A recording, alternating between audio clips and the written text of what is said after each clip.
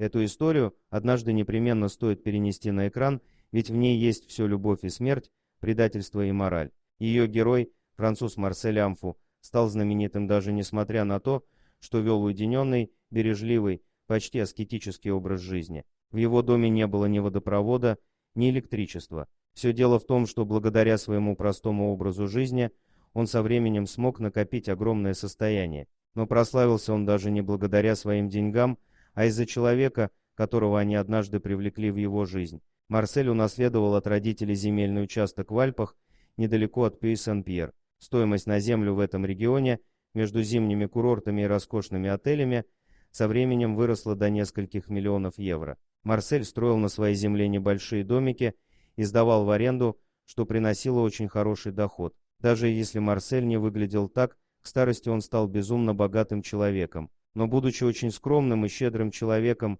он по-прежнему не видел смысла в деньгах. Марсель хотел разделить свое богатство с другими. Так домики, с которых он мог получать гигантские деньги, он постепенно раздал в пользование родственникам и друзьям. Марсель никогда особо не интересовался женщинами, но когда в 2010 году он встретил красавицу Сандрин де Вилар из Парижа, все резко изменилось. Сандрин работала агентом по недвижимости и была на 21 год моложе эксцентричного богача, которому тогда уже исполнилось 67 лет. Друзья предупреждали Марселя, они считали, что Сандрин интересовало только его состояние. К тому же они познакомились именно благодаря его владениям в Альпах. Изначально Сандрин посетила Марселя, чтобы купить у него землю. Когда он отказался, она пригласила его на ужин. Необычная пара сразу бросалась в глаза. Молодая, стильно одетая женщина гуляет по Альпам с суровым грубоватым стариком. Было очевидно, Сандрин интересовали только его деньги. Но Марселя не волновали слухи,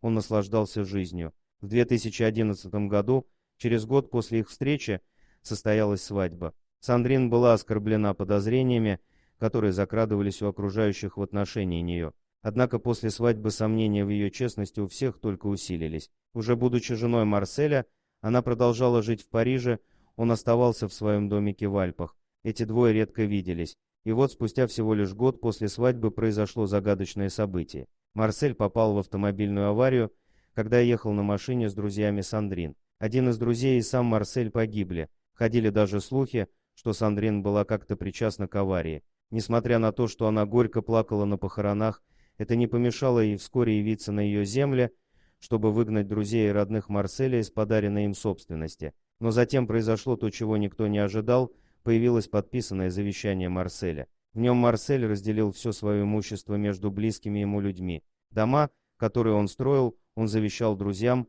а деньги и остальное имущество переходили его родным. Сандрин ничего не получила. Оказывается, Марсель все сам прекрасно понимал. Позже Сандрин заявила, что подпись была подделана, и обратилась в суд. И вот недавно, более 4 лет спустя, наконец был оглашен приговор, подпись подлинная. Сандрин все же осталась с пустыми руками. Дорогие друзья, если вам понравилось видео, поставьте лайк, а также подписывайтесь на канал, где найдете еще много интересного.